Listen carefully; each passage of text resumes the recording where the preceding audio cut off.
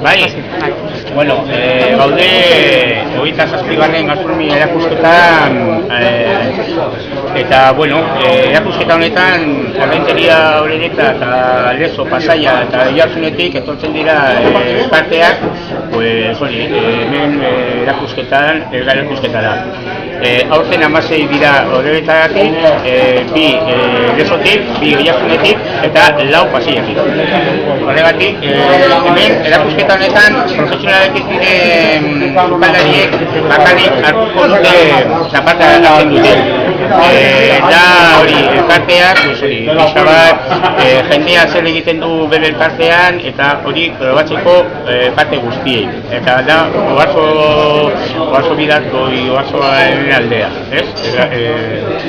Horregatik, normalian hemen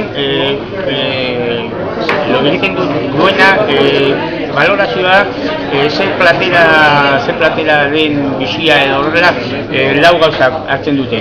Lehenengo kalitateko teknika elaborazioan, gero zaporea, berriro erabilitako lehengaiak eta itxura, ez? Azkenean, eta hemen importantzia asko baten dute itxura, presentazioa, azkenean nola bukatzen da platera. Eta, bueno, gero dago beste bi, elkartean badago beste bi sariak, kalitatea eta presioaren arabera plater hoberenari saria eta luego elkarteko plater espezifikoaren saria.